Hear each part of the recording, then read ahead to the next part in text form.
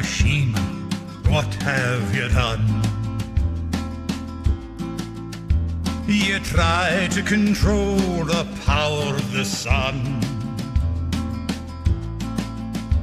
And when the earth shook, it started a war.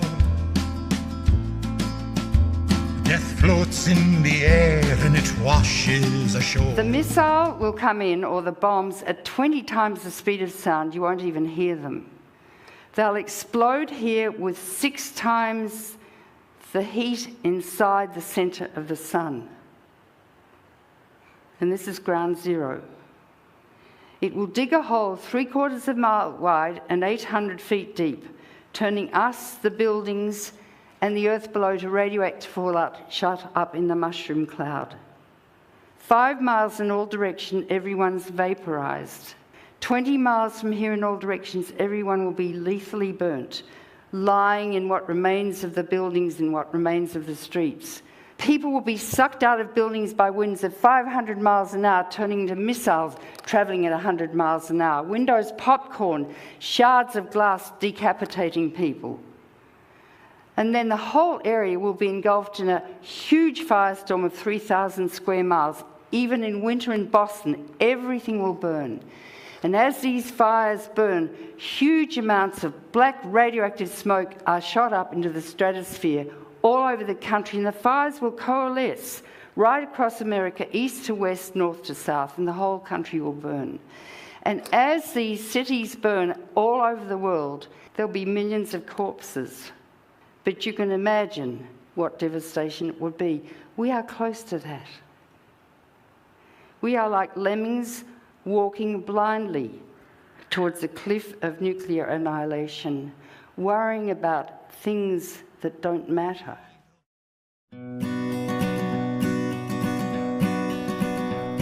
That doomsday clock they talk about was not designed in heaven. The time was set at 7 minutes to midnight and 47. Many near catastrophes have come along the way. Now climate change is ticking several seconds off each day. Scientists agree, and they keep trying to warn us. The politicians hide the truth and try the best to scorn us. The masses are too busy with reality TV. Reality is fiction in a twist of irony. Science has been taken over by corporate greed and power. The oil companies rule today, making millions every hour. The corporations are now people bound to eat their young. Don't you dare protest, or they'll rip out your tongue. Here we are, the moment near 30 seconds to the hour. The time has come, or has it passed, for those who are in power? Have we sealed our fate by choosing to ignore this doomsday clock whose consequence is worse than a third world war?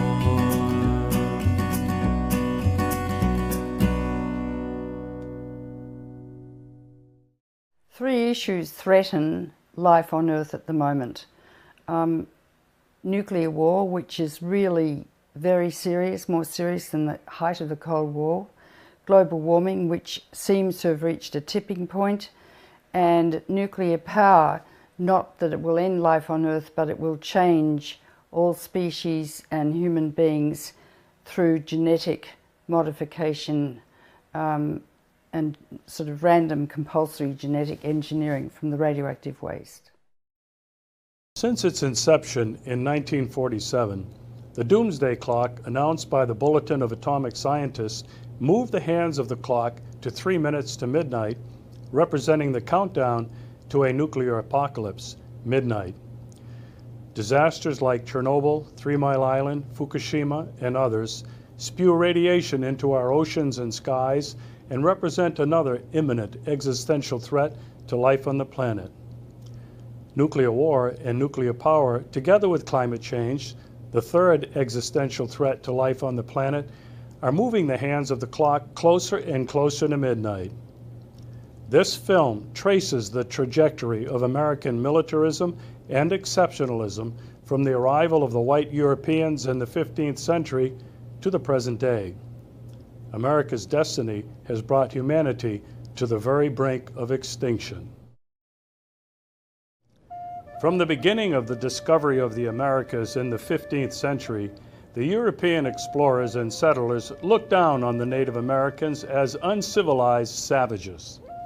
Over the next 300 years, millions of Native Americans in what is now the United States were massacred. Many of those that survived later died of disease, starvation, and suicide. The rest were herded onto reservations where today many live in squalor.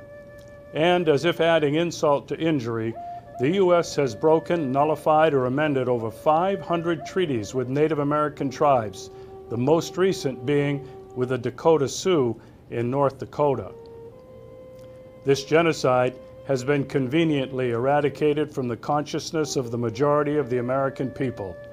But the fact is, violence and killing have been part of the American narrative from the very beginning.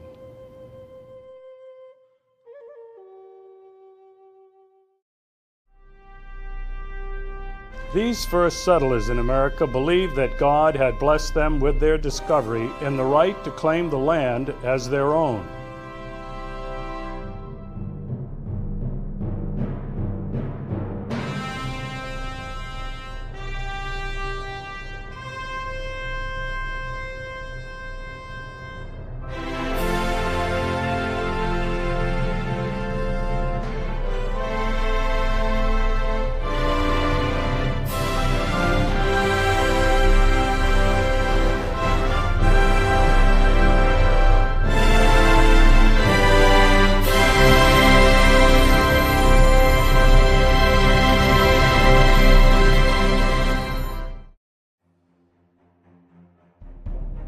As the young nation grew, it was necessary to expand all the way to the West Coast to establish settlements and impose political rule.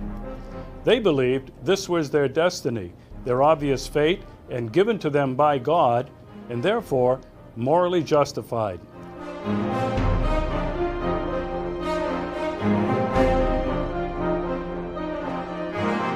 This doctrine was eventually applied to the whole world.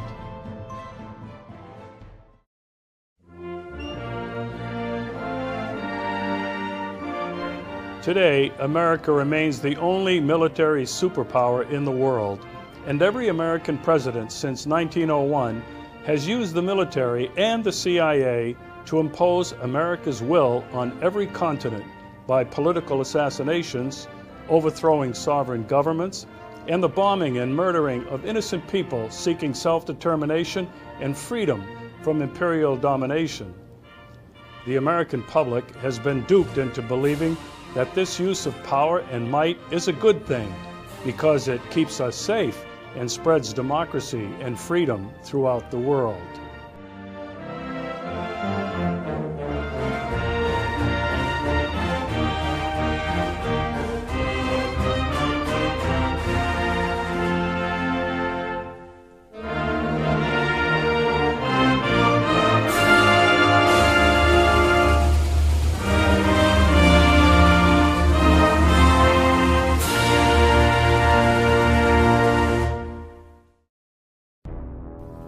Since 1798, the United States has intervened militarily more than 500 times to protect her capitalist interests.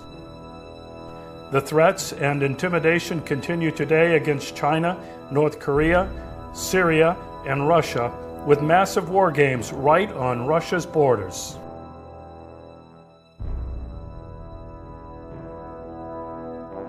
These interventions prove that American foreign policy has not been motivated by the moral imperative to spread freedom and democracy, but by the following three imperatives.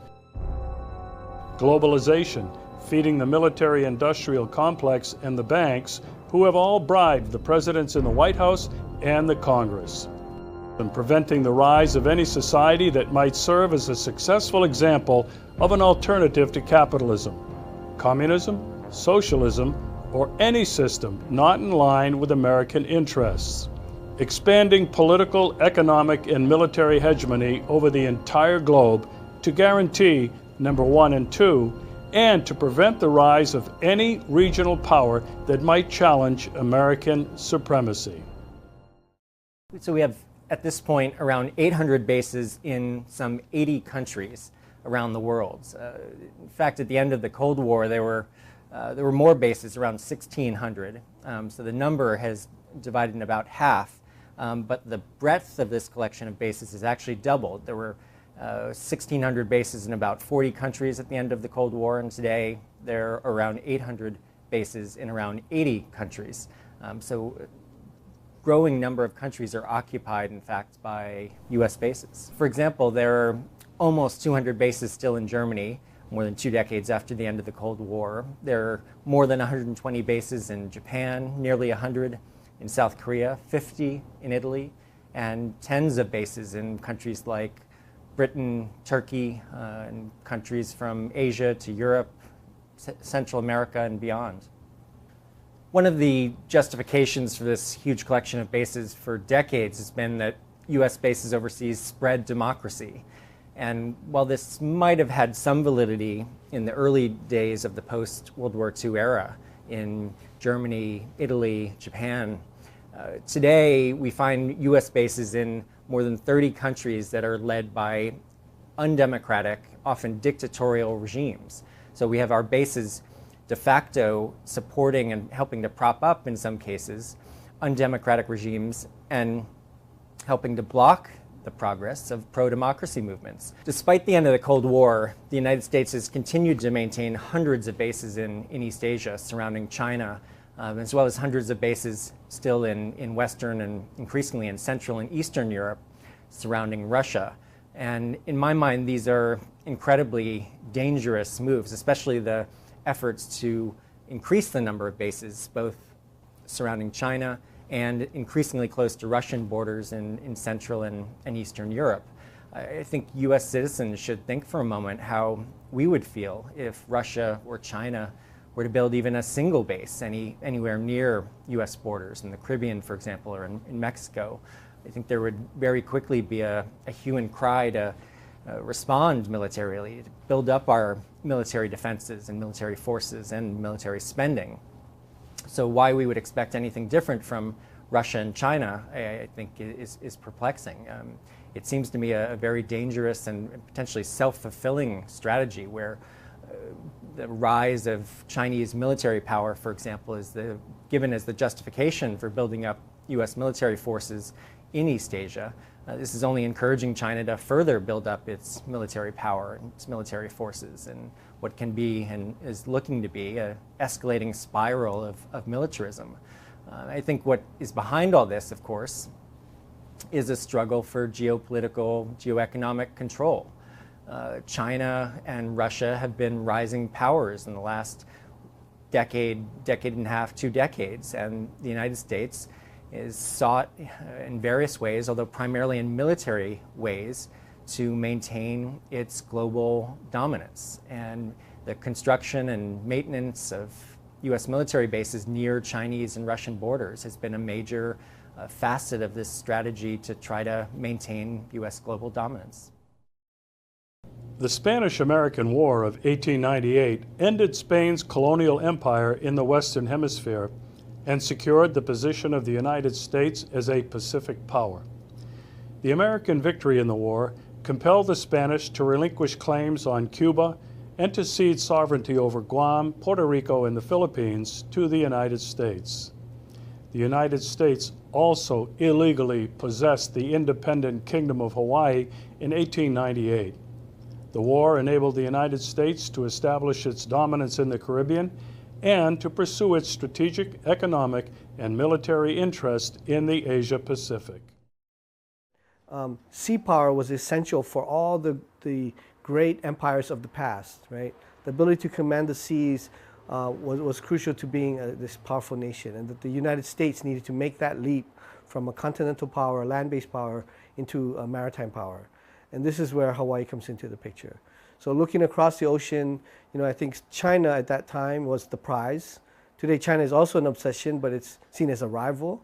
but at that time China was seen as a source of markets, a source of labor, a source of materials, and the European powers were already carving out pieces of China for their own benefit. And the United States wanted in on the action, except there was this large ocean between North America and Asia.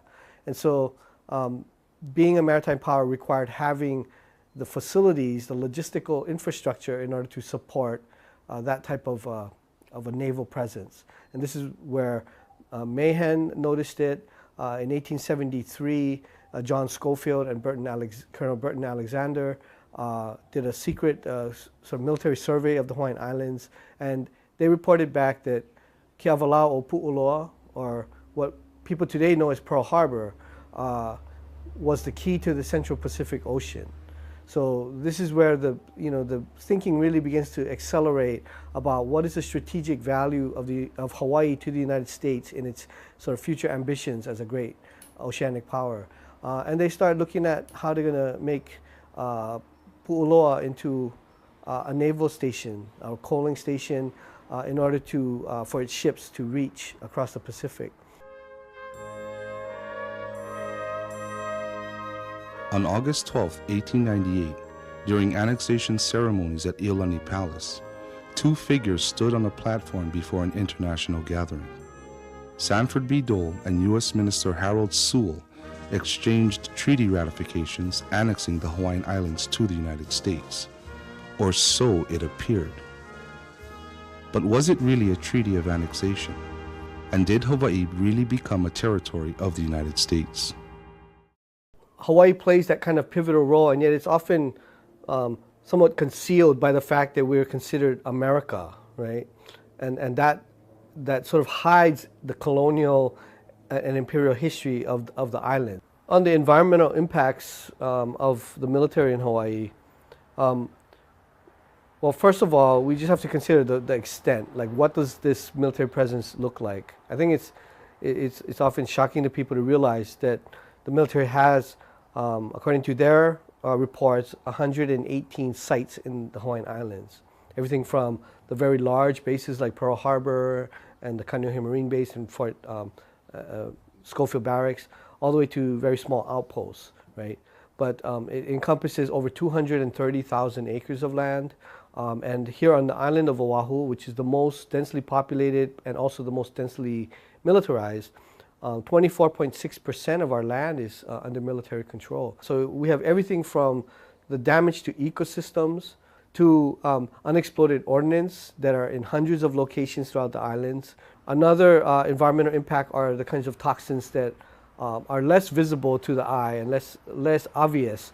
The invisible toxins, like the chemicals that seep into the soil and the groundwater. And so, for example, in Aiea, there's an area where perchloroethylene and diesel fuel have spilled into the ground and are on the groundwater moving. And they found perchloroethylene seeping out into the harbor. They don't have any means of containing it or removing it, and so they're just watching it. They're doing monitored natural attenuation, is what they call it, which basically doing nothing.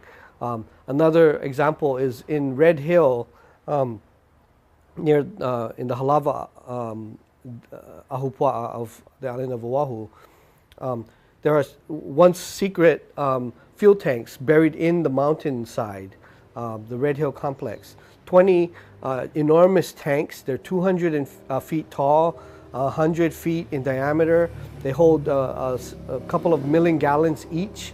19 of the 20 tanks have leaked over the years, and most recently in January of 2015, they discovered that approximately 27,000 gallons of jet fuel have leaked out, and they don't know exactly where it's going. Now, this is even more concerning to us because of its proximity to an aquifer. Maybe 5,000 feet away is where the Board of Water Supply has one of their most important wells where they supply fresh drinking water to the people of Honolulu. And so these are just some of the examples of these environmental impacts that continue to threaten our environment, threaten the community. The main base on the island of Hawaii is called the Pohakuloa Training Area, PTA, Pohakuloa, which, interesting, it means the heavenly realm. It's the unity between the two mountains, sacred mountains of Mauna Kea and Mauna Loa. It's called the saddle area, the unity area between the male and female in Hawaiian culture. And this area, Pohakuloa, the heavenly realm, has been used now for 60 years as a bombing range for both the Army, Navy, Air Force, and Marines, even foreign troops. They have a thing called RIMPAC, Rim of the Pacific military exercises, of dozens of countries every 2 years that come here to bomb. And every kind of weapon imaginable has been fired there. In addition to Pohakuloa, we were able to document 56 other present or former military sites on this island. To put it in perspective, it's over 250,000 acres of military hazardous areas on this island. Many of them bombing ranges from World War II, the Korean War, Vietnam, that have never been cleaned up. Pohakuloa alone, over 14 million live rounds a year are fired at Pohakuloa. And what we discovered in 2007, radiation weapons were used there as well. We're sitting here today right next to the Pohakuloa training area. It's a several thousand acre military training area under lease and executive order takings of Hawaiian Kingdom land. And back in the 1960s, the Army had conducted training with the Davy Crockett nuclear bombs. It's a mini nuclear bomb. And they used spotting rounds that contain depleted uranium here in Hawaii. And because of poor record keeping, the Army has no idea how many of those spotting rounds they spent here in Pohakuloa, or even the exact location. So the Nuclear Regulatory Commission found the Army guilty of possession without a license, but they waived all penalties. So it was basically just whitewash. Nothing really happened. I think what we, as an organization or as people of the Pacific, are trying to accomplish is our understanding of not only what we need to stop, but also how we need to think about our humanity as a people. Yeah. Would you like to see all of the American bases go from all the islands? I think that America needs to come to terms with why it builds those bases, why it goes beyond its own borders, or even why within the borders that they live in, why they do what they do. So would you like to see all the bases go, Americans go home? Is that part of what the indigenous people, the island people would like to see, and get their land back? Of course, but that's not really going to happen unless people understand why it's wrong. I think that is a big challenge to Americans. Why do they do it? Who does it? For what reason? So that they don't keep on using one generation to the next to perpetuate this ideology that it's okay to go and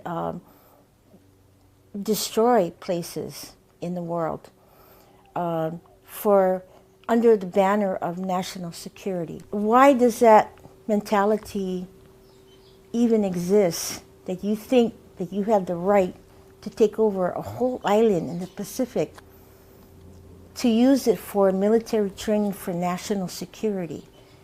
You know, that kind of thinking needs to be dealt with, it needs to be confronted, and it needs to be talked about.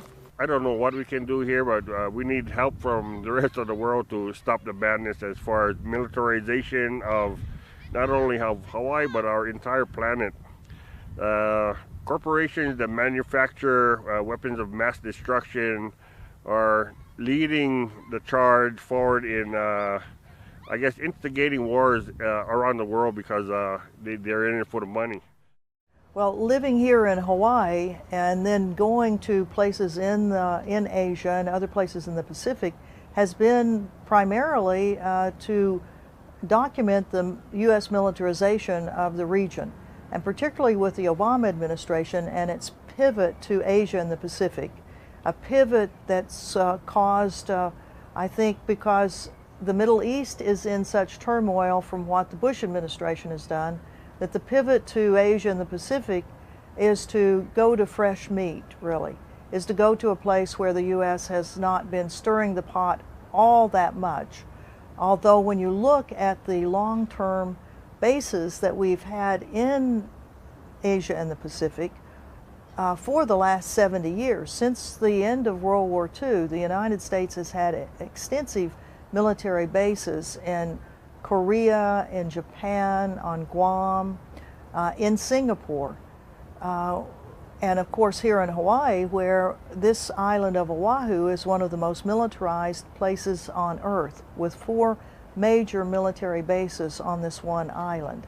So being on trips into Asia and the Pacific to see the extensive network that the United States has and the provocative actions that U.S. military forces are taking in South Korea, where the annual exercises, the military war games continually purposefully elicit strong responses from the North Korean government, which the South Korean government and the U.S. government can use to say, see, look at those North Koreans.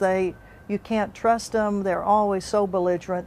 But when you look at really what's happened, it's usually based, North Korean comments and actions are based on incidents that the U.S. and South Korea have triggered. So watching what's going on with North Korea, watching with China. Here you have China, which is the supplier to the United States of a huge portion of the goods and materials that we need now, because we have ceded to China and to other countries the industrial base that used to be the United States. We have ceded it to them for the lower wages and then the lower price of goods as they send them back to us. And yet now we are taking on and purposefully poking at the eye of the Chinese in ways that, in my opinion, as a former diplomat and a retired military officer, are done purposefully to scare the American people so that our Congress can continue to allocate huge amounts of money for the U.S. military budget. I returned to the Pacific in August of 2015 to document the presence and effects of the massive U.S. military presence from Hawaii all the way down to the Marshall Islands. The first stop was Kyoto, Japan, where the U.S. has a radar station in the remote and pristine northern Kyoto prefecture. We met with the locals there who have been protesting against this base and the desecration of their land for many years. From Kyoto, I traveled to Okinawa to document the effects of the United States militarism on the people, the culture, the politics, and the environment. The people there had been staging a long, peaceful, nonviolent protest against the construction of a new U.S. naval base in Hinoko and a U.S. military presence on this once sovereign nation so large that the entire island is often referred to as one large American base. I knew next to nothing about the war in the Pacific except for the atomic bombing of Hiroshima and Nagasaki, the iconic raising of the flag on Iwo Jima, and the newsreels in the movie theaters glorifying the naval battles in the South Pacific that demonized the Japanese. The bloodiest battle of the war on Okinawa led to the subsequent colonization and occupation of Okinawa and Japan from 1945 to the very present day. They call it kamikaze, meaning the divine tempest. We call them suicide planes. The fleet that came to stay paid a price too. But our men, our ships, our planes, took everything the land could throw at the sea and handed it back double. The question, could a fleet stand up against the massed fury of land-based planes, got an emphatic answer from the men who fight to live, from the fleet that came to stay.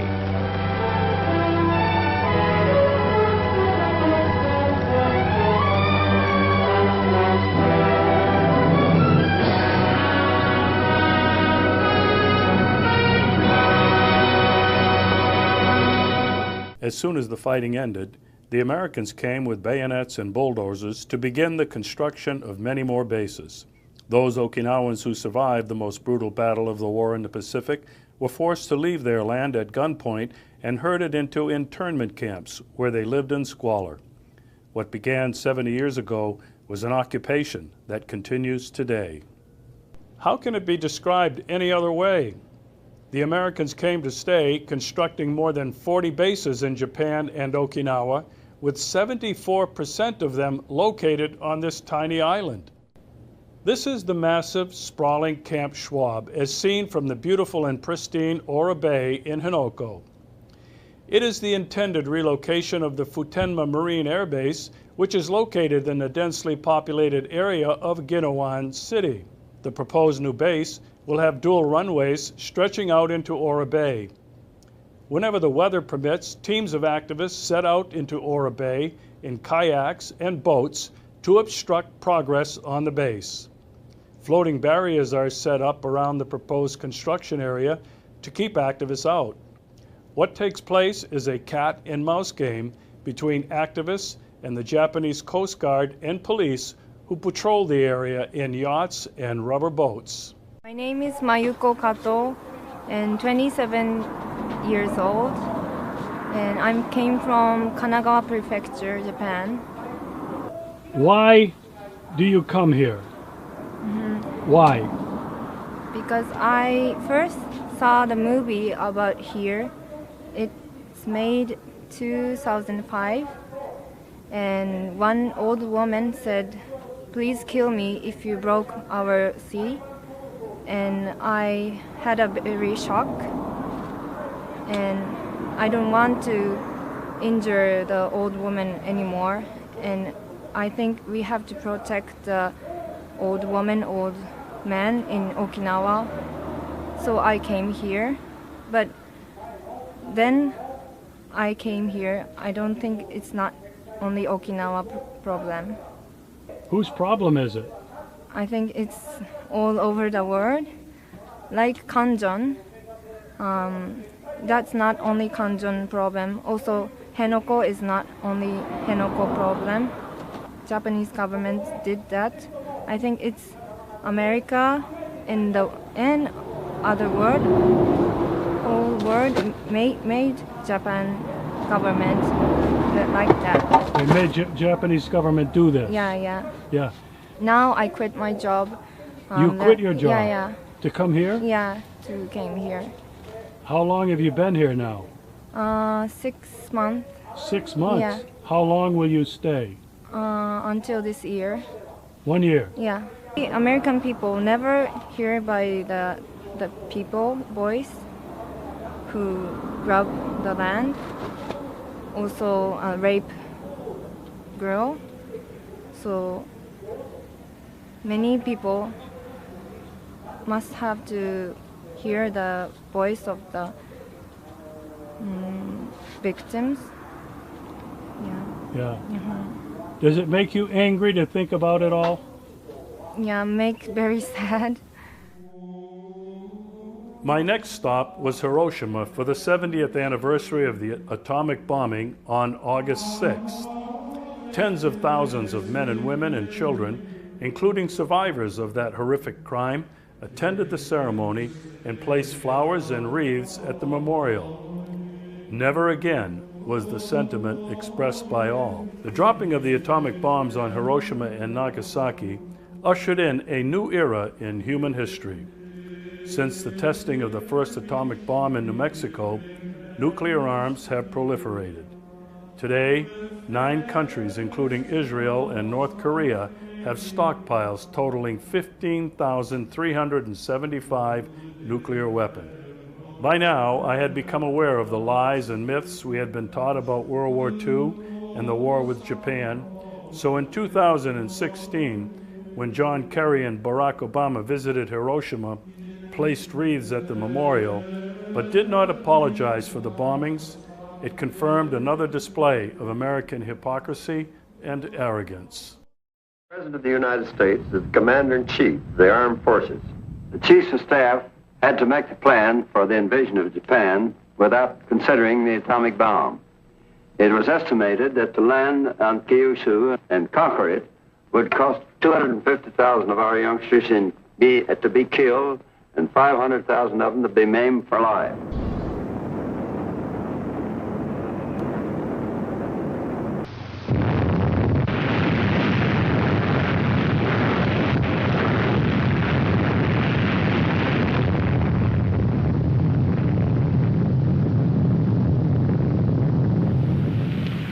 We have spent more than $2 billion on the greatest scientific gamble in history, and we have won.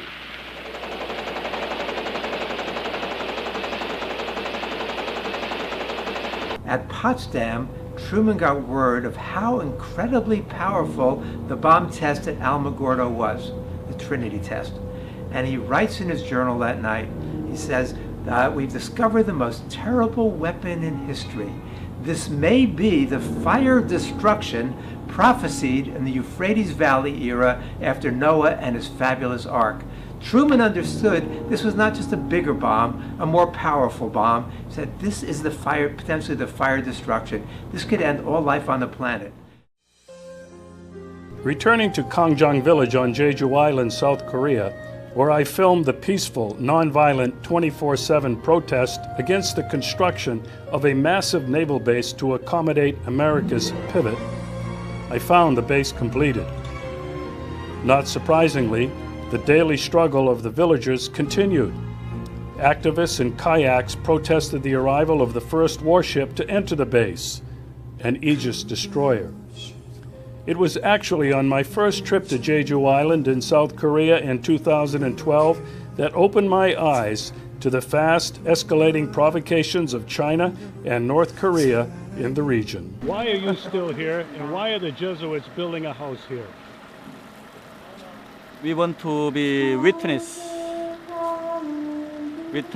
who is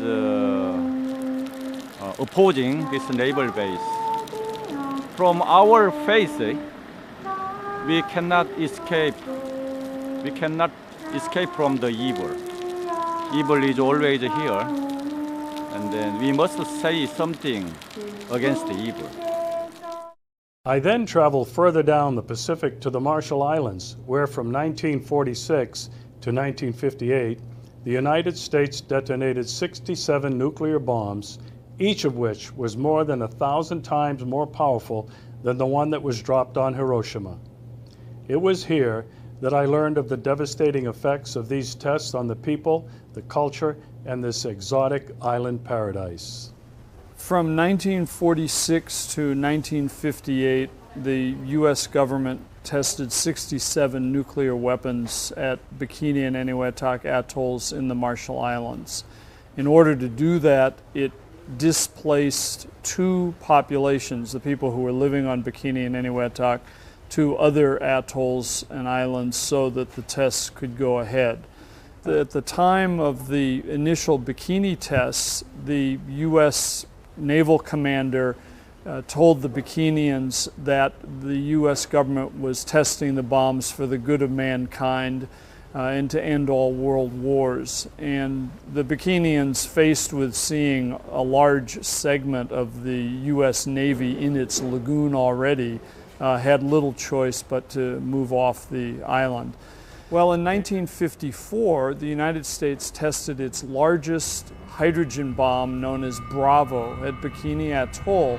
And before that test was exploded, not only was the danger zone redrawn to make it smaller, but people who had been in what was previously considered to be possibly a hazard zone were not evacuated. Scientists monitoring the tests quickly realized that something was wrong.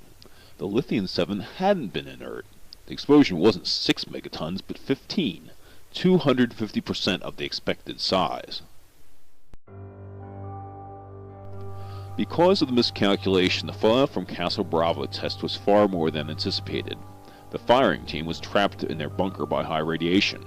2 populated atolls to the east were belatedly evacuated. Not expecting to have to move people, the Navy was forced to press destroyers, originally sent for security reasons, into service.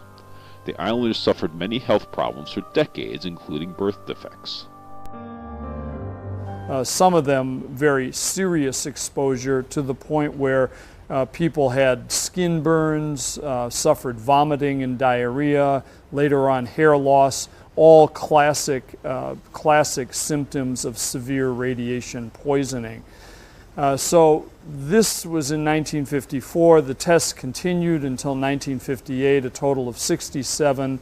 Some people like to say that this compares to about 1.5 Hiroshima bombs going off every day in the Marshall Islands for 12 years. But of course, people's exposure was much higher because not only did they get the external exposure of just fallout landing on their skin, but you have to appreciate that Marshall Islanders in the 1950s lived on almost a 100% subsistence diet, meaning they ate from the land and the lagoon.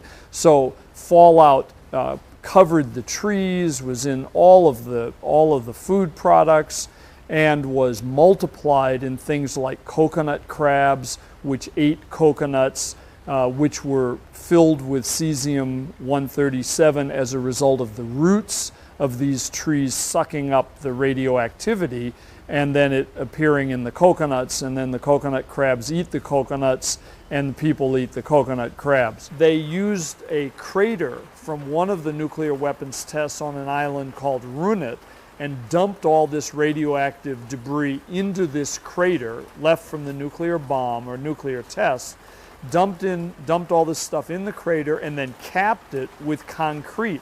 So it's created what is now known as the Runit Dome. And the Runit Dome has radioactive material that contains plutonium, cesium, and probably every radioactive element known to the nuclear weapons program inside. Now, that's essentially a nuclear waste repository, being that it's on an atoll, and an atoll being a very porous construction. When there's high tide and low tide, the water table goes up and down according to the tides. The bottom of the crater was not lined, so there's obviously leaching that goes on down into the environment from Runit. My name is Kenneth Carey. I am the Senator for the people of Rongelap in the Nadijalai of the Marshall Islands, the Parliament, National Parliament of the Marshall Islands, and I represent the people of Rongelap. Marshall Island is a matrilineal society. We have our inherent right through our mothers, and a lot of these rights are based on our land. The very fabric of our culture and society is all linked to the land. And when the land is taken away from you, and like in our case, we're not living on Rongelap Atoll because it's contaminated. You have basically taken everything away from us. It's so different from the way you value land in the United States. You just buy and sell, and you just evaluate according to the location of the land. It's different. Here, it's your livelihood. Everything about your life, where you are born, where you will be raised, where you will be buried, it's all in the land. And it's your rights, inherent right from the Creator. And when it's taken away from you, it's basically the whole life of being a human being as a Marshallese is taken away from you. Psychologically, socially, and everything else, economically, it's taken away from you. One of our biggest problems in terms of addressing the radiation legacy in the Marshall Islands is that the public do not know. American public are not aware. It was not made part of their history. If you look at it, Hiroshima and Nagasaki bomb were 7,000 times less than the Marshall Islands, yet everyone knows about the bombs in Hiroshima and Nagasaki, but not the Marshall Islands. This was well-kept secret, and I think that's one of our big obstacles in getting the compensation that we deserve and getting our health and our land restored back to us. But the Marshallese are not the only ones suffering from the effects of radiation from the test, but are among the first to witness the devastating effects of climate change. Already thousands have immigrated to Hawaii and the United States mainland in advance of their cultural homes sinking into the ocean. In my travels through the Pacific, and recently to Ukraine and Russia, I found that no one wanted war, and most wanted the U.S. to leave. It became very clear to me that regardless of skin color, religion, and cultural practices, we are all one family, and all desirous of peace and the elimination of war. The TPP, the Trans-Pacific Partnership, is an instrument of the Pacific pivot.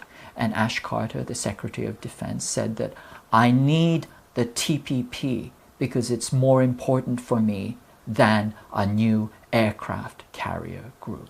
The TPP is a declaration of economic warfare, and not just of corporations against people.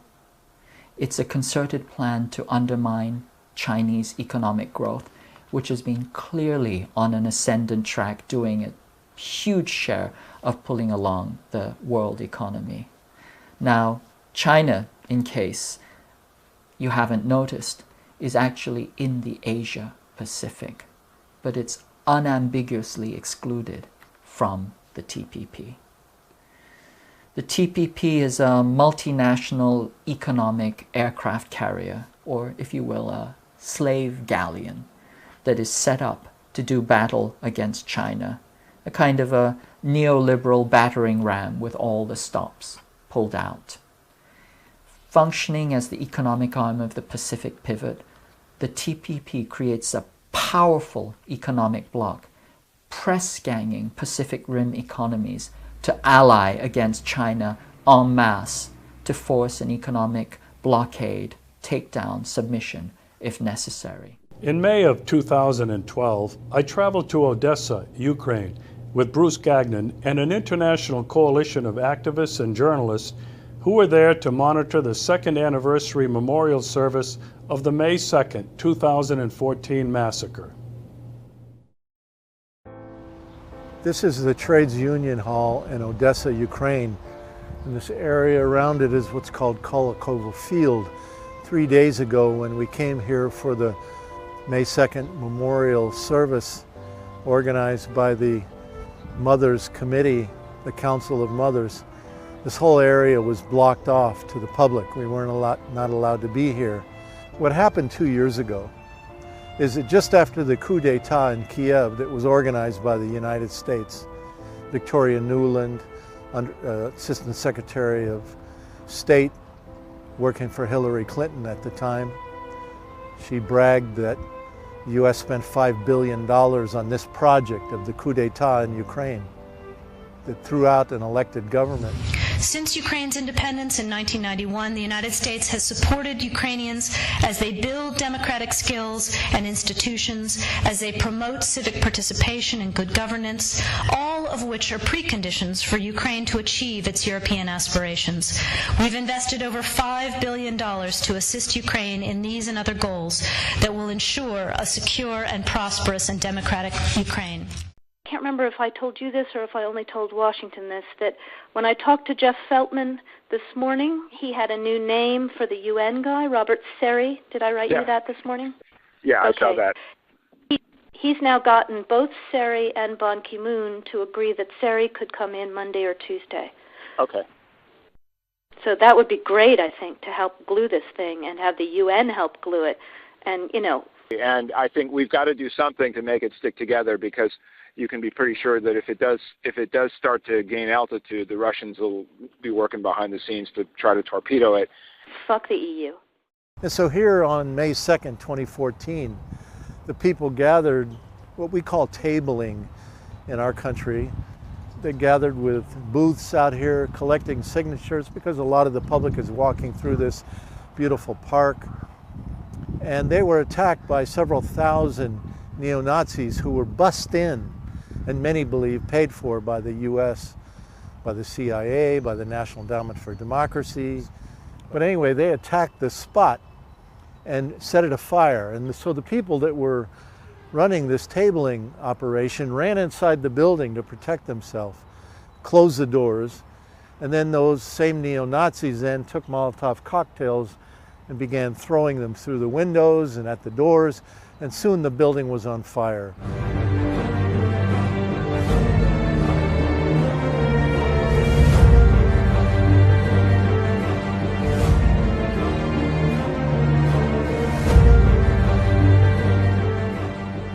And the people inside were consumed by the smoke, and they came to the windows to try to get some air. And there are videos now all over YouTube showing people on the ground, these neo-Nazis with guns shooting at the people in the windows. And it wasn't long that people were actually jumping out of windows because the fire was coming close, the smoke was killing them. And when they hit the ground, these neo-Nazis took bats and were beating them to death. So the bottom line then is to move NATO into this region. In fact, right at this very moment, Obama, just having been in Germany in recent days, calling on Germany and other countries to help the United States deploy 20,000 more troops into Latvia, Lithuania, and Estonia, in addition to those that are already been deployed there. And when Russia has military exercises inside of their own country in response, they're accused by the United States and NATO of being provocative. Well, what's more provocative than these US and NATO deployments right on the Russian border? What if you reverse the whole situation and it was Russia or China putting bases in Canada or Mexico? The United States would go ballistic. The Cuban Missile Crisis all over again. But when we do it here in this part of the world, it's no big deal. And in fact, the American people don't even know it's happening. That in an interview at about this time, Putin also said, look, one of the main reasons, actually just as important, if not more important, as preventing Ukraine from getting into NATO was our fear of the anti-ballistic missile system that the US and NATO wants to set up around our periphery. We didn't want Crimea to be a site of part of that anti-ballistic missile system, which we believe is not defensive in nature, but actually preparatory to a possible first strike to prevent our retaliatory capabilities. So when we say the United States is the sole indispensable country in the world, what do we say about the other countries? That they're dispensable? Yeah, that's right, that they're dispensable. Hello? Now that's the attitude. And that's the attitude that people like Putin observe and have to take into account when they're looking after their own national interests. So, Mr. Putin has shown himself, in my view, as a very restrained statesman with sang-froid that won't quit. I've seen him under severe provocation, i.e. mounting a coup on his doorstep. The so-called neoconservatives, and I would number Hillary Clinton in their number, have shown themselves to be incredibly irresponsible. Mounting a coup on Russia's doorstep after it had been advertised 2 weeks before in YouTube, and then threatening to arm the rebels in Ukraine, mounting all kinds of NATO exercises right up against the frontier of what used to be the Soviet Union and now is Russia. These are extremely provocative acts. As we have seen, the threat of a nuclear Armageddon has humanity on the brink of extinction because of American aggression and provocations against Russia and China, two nuclear-armed nations. Nuclear war. Yes, we can, if America took the lead to abolish its nuclear weapons, and I know Putin wants to do it, and if they do it together, they own, these two countries, 93% of the nuclear weapons in the world. Hydrogen bombs. These are the real terrorists, Russia and America, holding the world in nuclear ransom. And tonight it could happen by accident, by computer error, by someone hacking into the early warning system of the Pentagon, or by increasing international tension, which we're seeing now by America provoking Russia. How dare they? When Russia lost 27 million people in the Second World War, that's where the Second World War was won. And did they suffer? And how dare America now go up to the Russian borders and orchestrate a coup in the Ukraine and put in a man, Poroshenko, who's a wicked crook, working with Nazis in the Ukraine. How dare America accuse Russia of setting up a referendum in the Crimea where 97% of people voted to stay with Russia? It belonged to Catherine the Great. You know, it's been there forever. In October 2016, I visited Russia because I wanted to discover for myself what Russia was like, what the Russian people were like, and what they thought about President Putin and various issues. What I learned was the exact opposite of American propaganda and lies for the past 70 years since World War II. For one, I felt safer in Russia than I do in New York City. There are no military personnel patrolling with AK-47s. The local police do not even carry weapons. Single women, old people, and youngsters are out until midnight going about their business with no fear of being attacked or molested. I was completely free to speak with whomever I wished and to travel anywhere without being followed or handled by government agents. I was surprised to learn that the Russian Constitution guarantees freedom of speech, the right to protest, and the right to organize. No one I met was afraid to express their opinions about Russia, communism, the Soviet era, or even President Putin. Russians held varying opinions of President Putin, but all credited him with restoring pride in the motherland and making Russia, again, a leader in the free world. I, namely, do not support Putin totally, but I admit that his foreign politic is quite clever. I can't talk for all the people of the Crimea, but I love Mr. Putin. I mean, not love, but I do respect him. He is an exceptional person. He is very intelligent. He is an extremely hardworking person. We look objectively, we can say that when he became the president of Russian Federation back in the year 2000, Russia was the country no one actually thought of seriously in the whole world, with only one superpower present at that time, and that being the United States of America. And no matter how we look at the situation, we can say that Mr. Putin has changed that. At least the world now seems close to being bipolar than it has ever been since the time of the Cold War. And this is due to Mr. President Putin. He has managed to awaken this feeling of national pride and patriotism in people. But I like Putin. I think that Putin, in fact, did a lot, contributed a lot into gathering Russia together, because from Yeltsin, who is quite popular in the West, Russia was very weak and, let's say, not very respectful, I would say like this.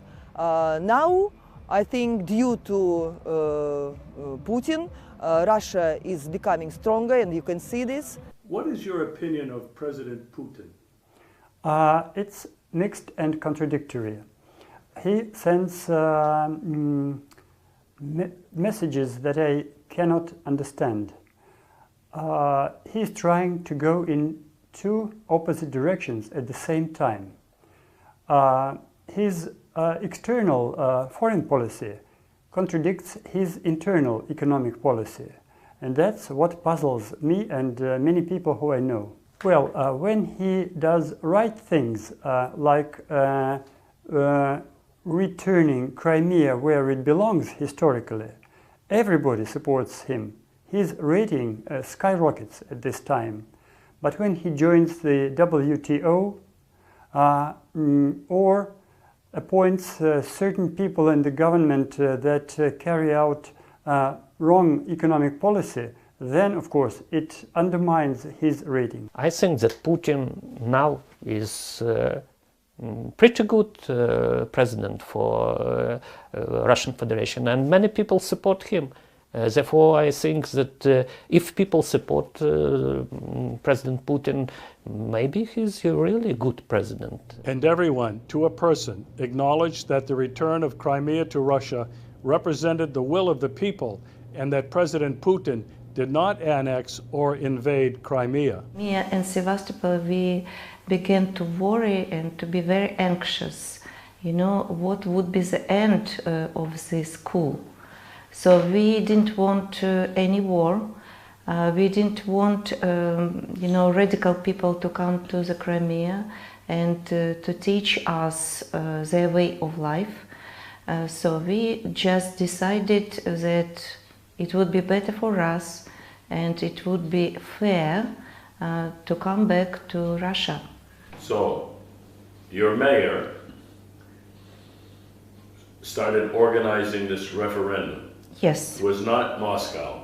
No, it was not Moscow. Simferopol and Sevastopol, two cities. The day of referendum, there were so many people in our main square. There were a lot of television screens, you know, in the square, and people could see how early it in was the morning. From early morning till 10 evening.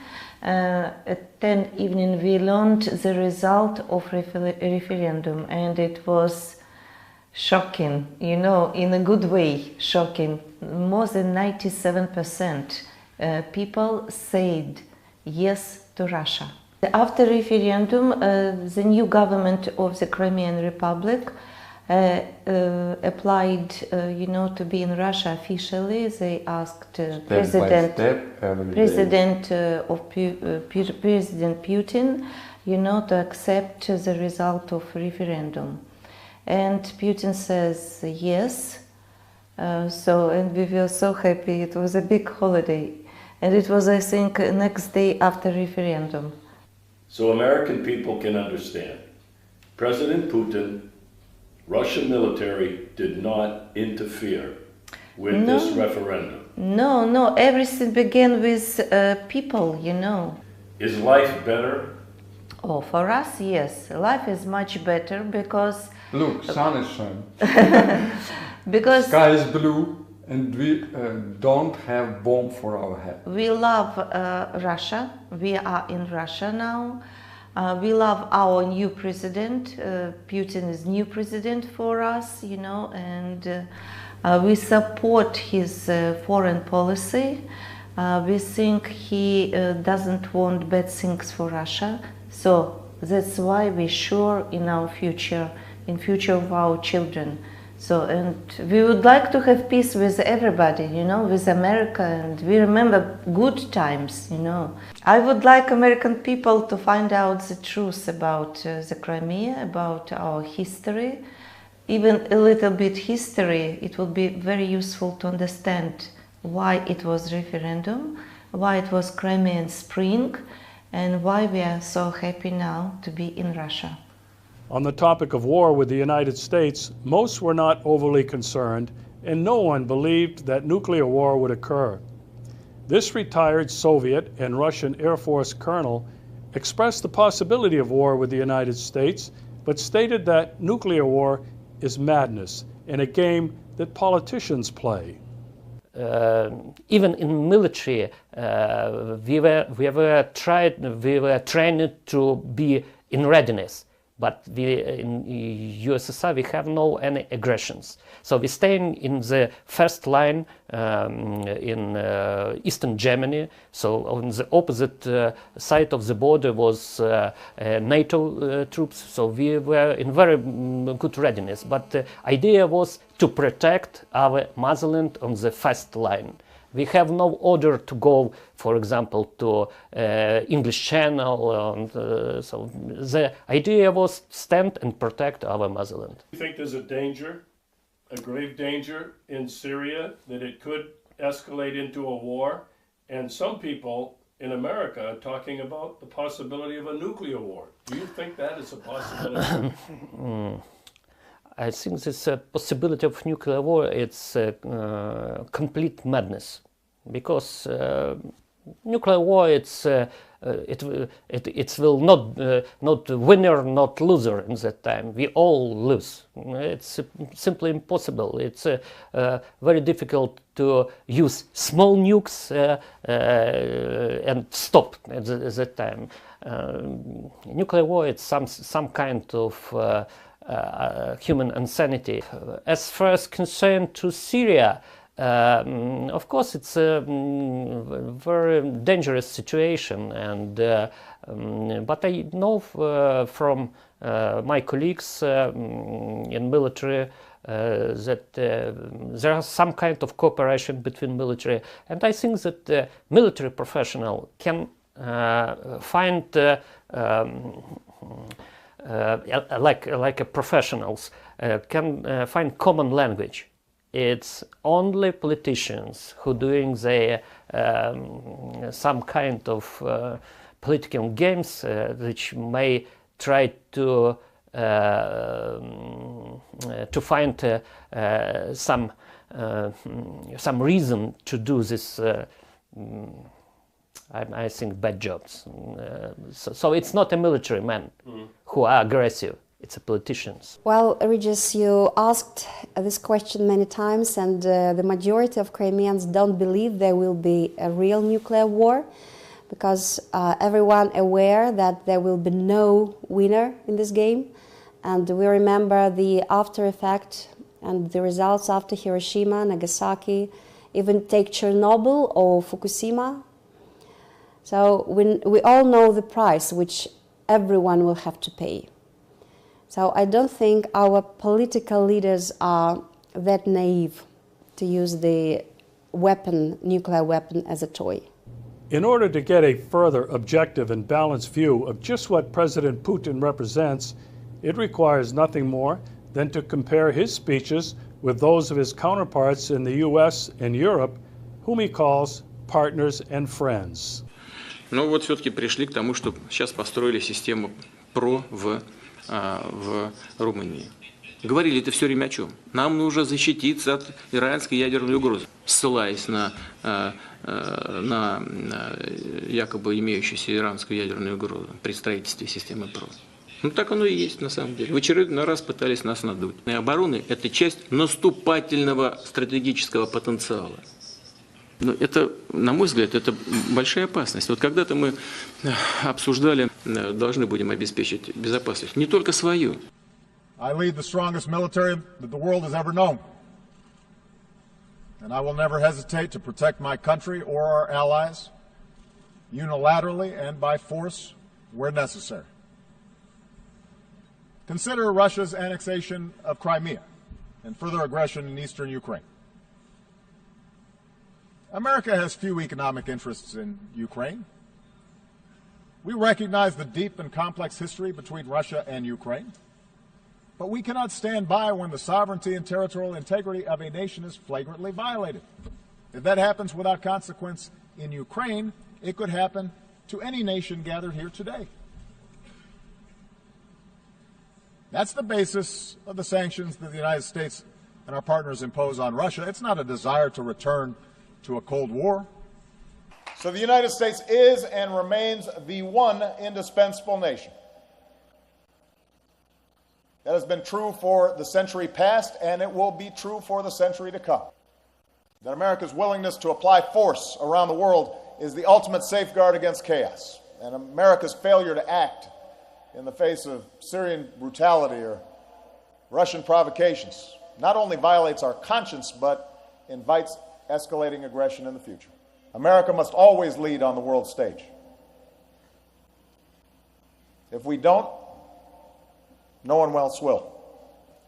The United States will use military force unilaterally if necessary when our core interests demand it.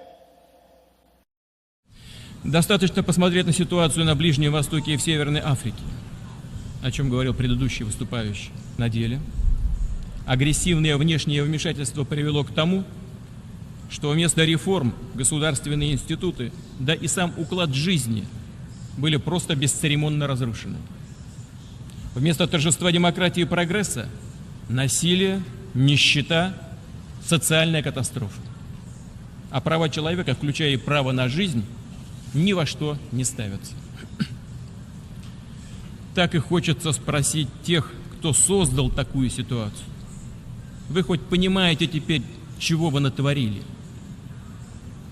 Но, боюсь, этот вопрос повиснет в воздухе, потому что от политики, в которой лежит самоуверенность, убежденность в своей исключительности и безнаказанность, так и не отказались.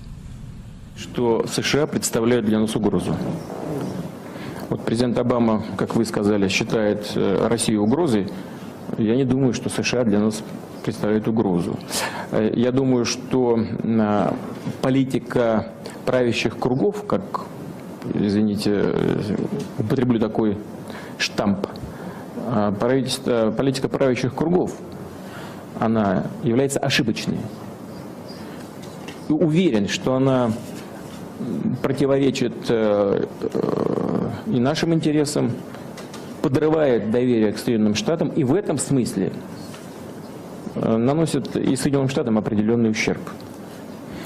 Подрывает к ним доверие как к одному из глобальных лидеров и в экономике, и в политике.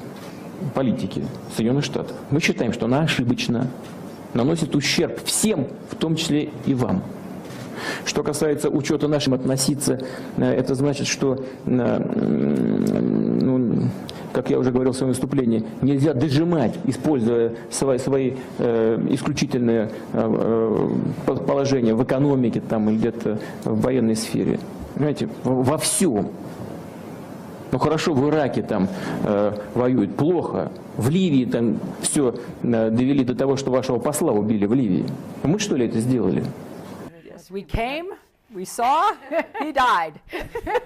Приняли решение в свое время в Совете Безопасности, лучшее решение. Ну ладно, а что на самом деле сделали? Начали сами наносить удары, в том числе и по территории. Явное, грубое нарушение резолюции Совета Безопасности ООН. Практически агрессия без всякой резолюции. Это мы что ли сделали? Это же вы сделали своими руками. А закончилось чем? Убийством вашего посла. Кто виноват? Сами виноваты. Вот это хорошо для США, что посла убили. Ужасно, страшная катастрофа. Но не нужно искать виноватых, если сами допускаете ошибки. Нужно наоборот подняться над вот этим желанием бесконечно доминировать и исходить из вот этих имперских амбиций.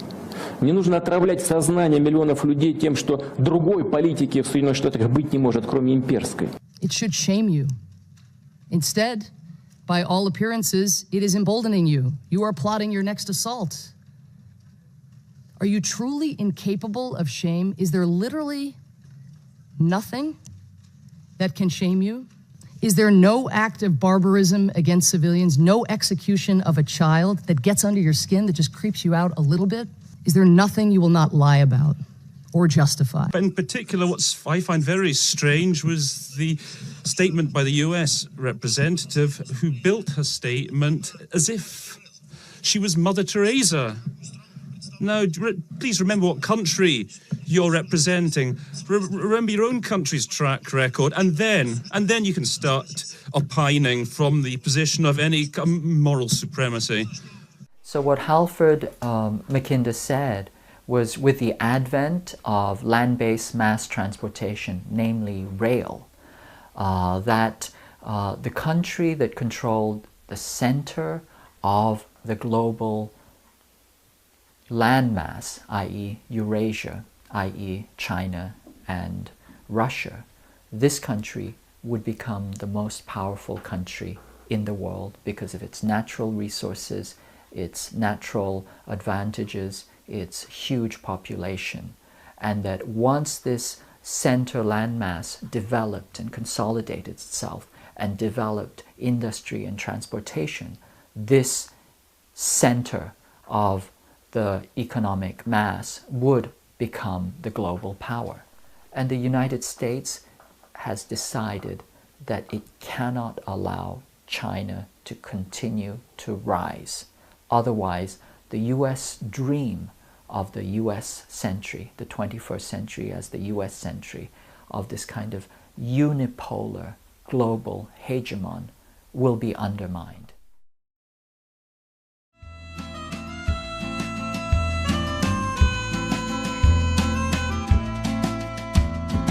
Oh, Fukushima, what have you done? The other threat to life on the planet is nuclear power. On March 11, 2011, a 9.0 earthquake in Japan caused a tsunami whose waves reached heights of 130 feet and crippled the Fukushima nuclear power plant, causing a nuclear meltdown which continues to spew radioactive material into the Pacific and the atmosphere. This is just the most recent reminder that nuclear power is not safe.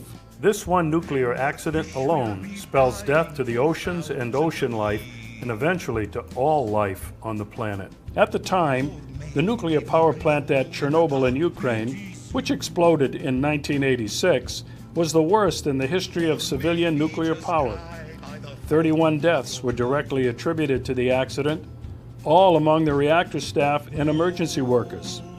The total number of confirmed deaths from radiation was 64 as of 2008, but the eventual death toll could reach 400,000. But these accidents also have occurred and continue to happen here in the United States. The 3 Mile Island accident was a partial nuclear meltdown that occurred on March 28, 1979 in Dauphin County, Pennsylvania. It was the most significant accident in the United States commercial nuclear power plant history. It was rated a 5 on the International Nuclear Event Scale. Fukushima and Chernobyl were rated a 9.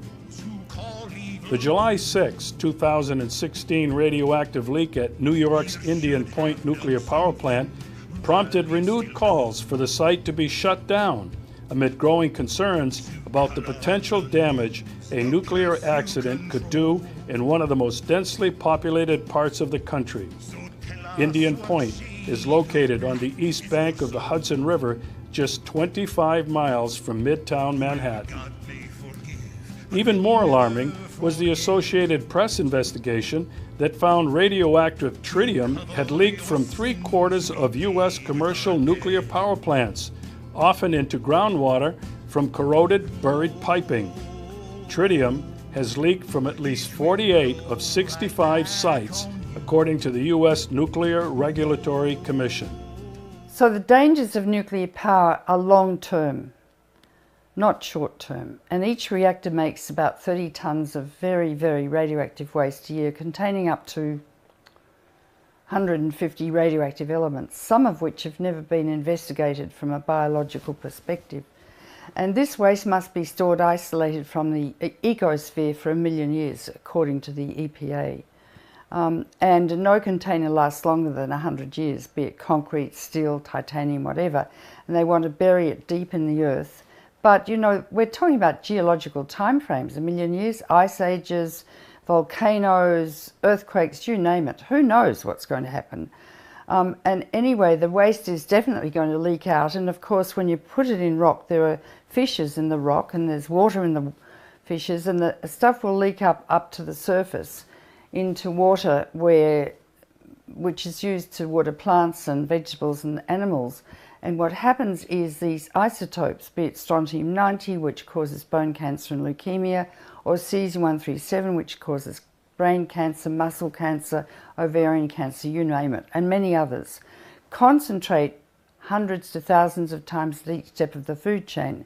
So first it concentrates in the algae by orders of magnitude, then in the crustaceans that eat the algae, then in the little fish, then the little big fish, and then us. And we stand at the apex of the pyramid of the food chain. So these elements concentrate most highly in us. And they last, some of them, for hundreds of years.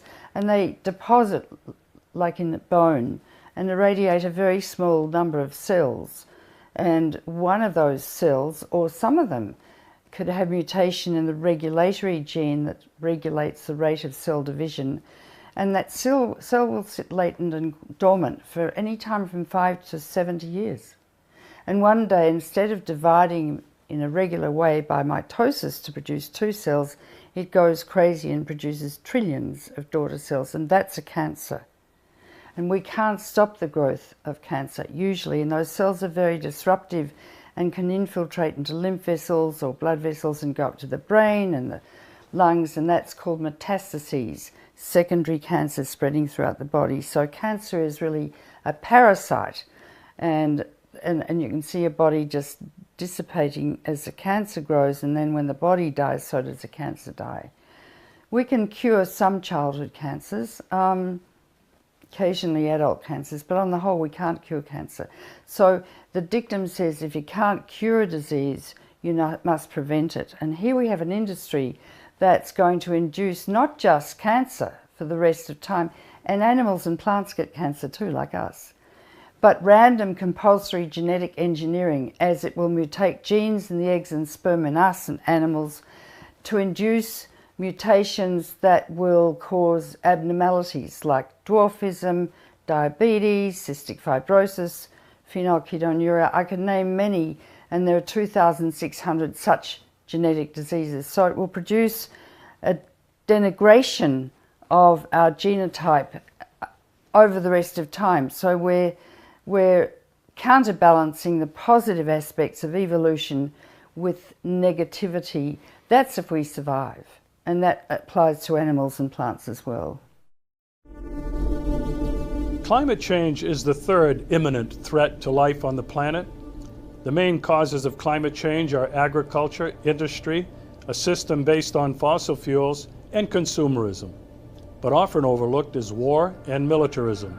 For example, the United States military has the largest carbon footprint on the planet.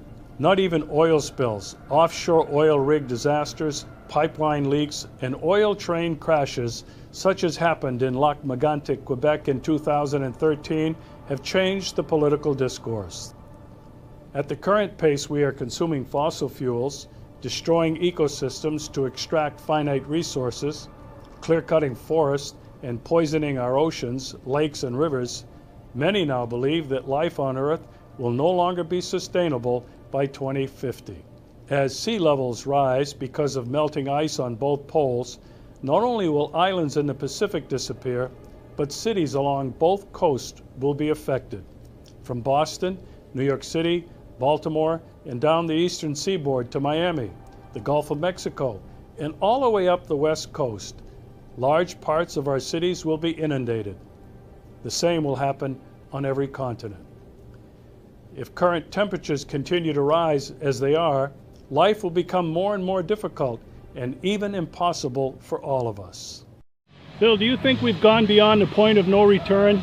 Look, it's too late to stop global warming. That's not one of the possibilities now. We've raised the temperature of the planet a degree, and the Arctic is melted. And even if we do everything right from this point on, probably we're going to see a temperature increase of at least 2 degrees Celsius globally. But if we do everything right, if we get off gas and coal and oil right away, then we won't see the 4 or 5 degrees Celsius increases in temperature that would come otherwise, that what the scientists are predicting for our current path. There's a world of difference between 2 degrees and 5 degrees for this planet. One's miserable, but the other's probably impossible. So we have to fight like hell right now to keep it from turning into hell, more or less, at least a place with a similar temperature.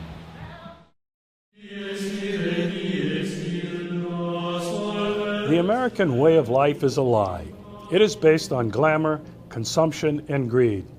But at its very root, it is predator capitalism, where the wealthy elite are intent on abusing workers, violating human rights, and destroying the planet. They have corrupted every level of government and have used the military to impose their will.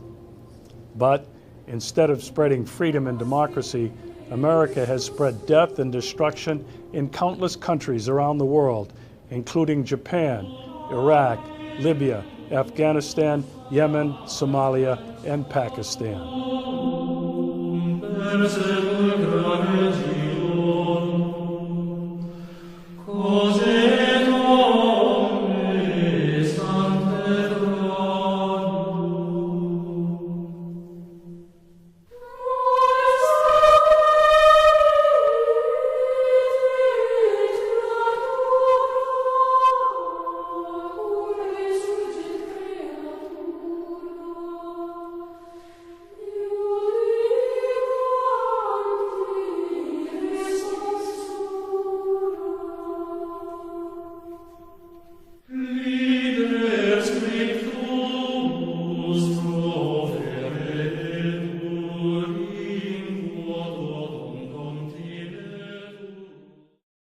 Since 1945, the United States military has killed more than 22 million innocent civilians. With the dropping of the atomic bombs on Hiroshima and Nagasaki, a new era in human history began. It is an era when all of humanity, in fact, all life on Earth, can become extinct. It is encouraging that people around the world are waking up and rising up in small and massive peaceful acts of civil disobedience. I think as the Occupy Wall Street movement illustrated, power no longer lies in Washington. Power lies on Wall Street, and power is global. So you have global corporate forces that have taken over whole governments, not just our government, but governments throughout the world. India would be a good example. And deform those governments to serve corporate profit at the expense of human lives and at the expense of the environment. And that's why this system is so pernicious. It's supranational. It's not bound by national borders at all. And what these corporate forces are doing in places like Bangladesh or southern China, of course exploiting workers, they're also doing here at home in the United States. They're reconfiguring not only the American economy but the global economy into a kind of neo-feudalism, a world of masters and serfs. And that makes, in many ways, these forces more difficult to fight. I think that we've seen with the Arab Spring, with the protests in Greece, the protests in Spain, the Occupy movement, a kind of global reaction, but it's a reaction not to a particular government, but in essence to forces of oppression that are as intimately intertwined in the lives of Egyptians or Greeks as they are with Americans. Is that why you've said that popular uprisings are the physical embodiment of hope? Yeah, they are. I mean, because those who are running the world today, the power elite today, the fossil fuel industry will kill us. We already are seeing catastrophic changes within the ecosystem. And they are quite willing to sacrifice the following generations for short-term profit. They are doing it at this moment. So either we radically reconfigure our relationship amongst each other and to the ecosystem, or we seriously talk about the extinction of the human species. And it may not be too far off, No, really. it's probably not too far off. Yeah. It's probably a lot closer than we think. We cannot trust the established systems of power. The established systems of power are driving us off a cliff. And unless we revolt, we literally have no future. We have no economic future, but we also finally have no future as a species because these people are exploiting the ecosystem while it's dying. 40% of the summer Arctic sea ice melts, and there's a business opportunity for Shell, the death throes of the planet. Martin Luther King said in a church basement, we've got the power in this room if we mobilize it to completely change the future course of America. Well, people could have said, this guy is insane. 40 people who are nobodies are going to change the future course of America. But he believed that and had the faith that that could happen and inspired other people to believe that. And together they were able to bring about really major change. And if we can realize we're not just a tiny minority, but we're the massive majority of the world's people. And we have learned the power of nonviolence and non-cooperating with illegitimate authority, as people of the world have learned and are learning. We've got the power to create change. My hope in all of this is the prophecies of my elders, which tell us that there will be a global awakening. People from all corners of the world will rise up and will unite in order to heal the earth, in order to come back together as community, as kin, that we will start recognizing ourselves within one another. We will see the eyes of our children in the eyes of other people's children. We will see our future in the guaranteed future of others. We will see our ability to continue to exist here in this beautiful place, tied to our connection to the earth and our responsibility for preserving and protecting the earth. And that is happening around the world right now. I travel all over and I've met with people from all walks of life, from different corners of the world, and this awakening is happening. So the prophecies that the elders have been telling us about for generations are coming to fruition. Right now, things seem chaotic, they seem destructive, it seems like we're descending into darkness. But what I believe is that we are really in a birthing process. We are now in the long, dark birth canal, and there's new life emerging. And we are part of that birthing process. We're either locked into the deep, dark birth canal, terrified by the darkness, or we're standing beside the mother, assisting the birth. And I think that it's critical for all of us to recognize that right now, all of the things that we're seeing come into the light are opportunities for us to heal. The things that are happening now in the world aren't new. They're on a larger scale, perhaps, and they're being illuminated because the sun is at high noon. And what this does is it brings everything that's been in the shadows into the light. And that's a really remarkable time. That gives us this really incredible opportunity to come together as a species for the first time, perhaps, in human history. The only real hope lies in the result of the epic battle for humanity's survival between two competing and contrasting worldviews. On one side is America's unipolar, forced march for world capitalist domination with the use of the greatest military the world has ever known. On the other side is a view held by Russia, China, and the BRICS nations that is building a multipolar world based on respect, the sovereignty of all nations, international law, the equal value of all peoples, and cooperation. Russia and China consider themselves as strong enough in their combined military and economic strength to withstand any acts of aggression. They will not accept the dictatorship of a unipolar world. So, here we are, humanity's epic battle for survival, an old geopolitical paradigm based on white colonial domination and empire versus the shared vision of others who are working for a peaceful world based on justice, international law, peace, and the respect, value, and prosperity of all people. The only question that matters is, will the neocons in Washington and their global elite masters, knowing they have lost this epic struggle, take the whole world down with them in a nuclear Armageddon?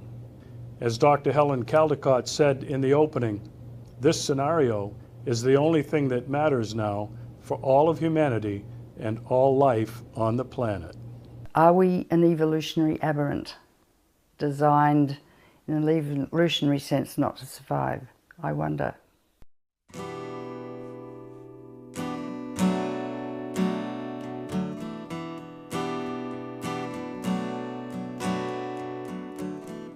"30 seconds to midnight, that's what's left today.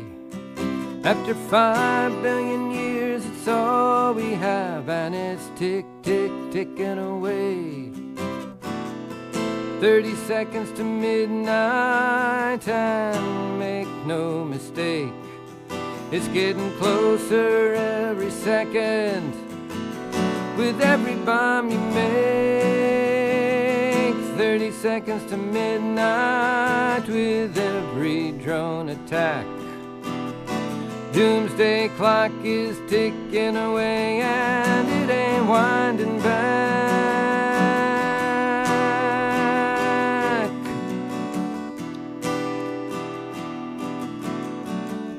30 seconds to midnight, and we ain't got no time for perpetual war in Afghanistan, Yemen and Palestine.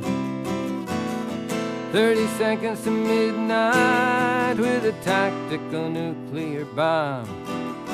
Nuclear revitalization, but a nuke is one and done. 30 seconds to midnight in Somalia and Ukraine. Libya, Iraq, Syria, attack or war is the end of the game.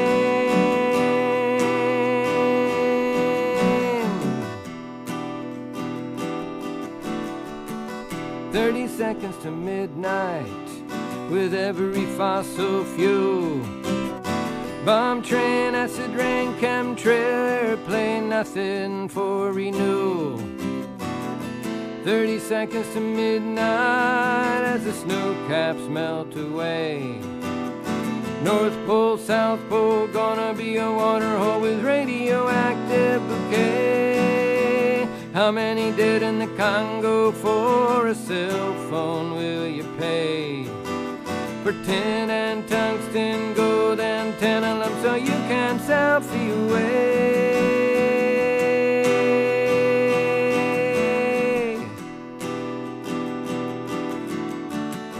30 seconds to midnight with every dredge and drill. Pellet, incinerator, clear cut the trees, every gas and oil spill. Killing bees and butterflies with every GMO. Where you gonna get the food to eat when the pollinators go? 30 seconds to midnight with Hanford and TMI. Fukushima, Chernobyl, sacrifice zones, oh we got to end the lie.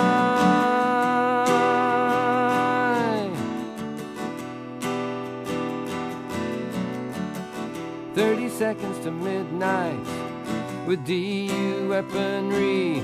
Another minute closer to extinction with global warming and nuclear freeze.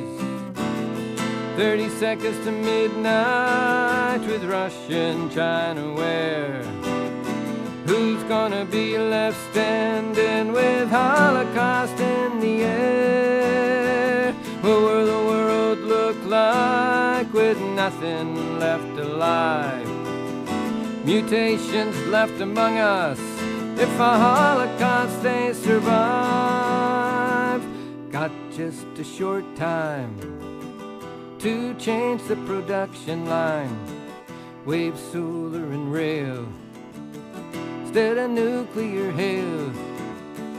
30 seconds to midnight. 30 seconds to midnight. 30 seconds to midnight.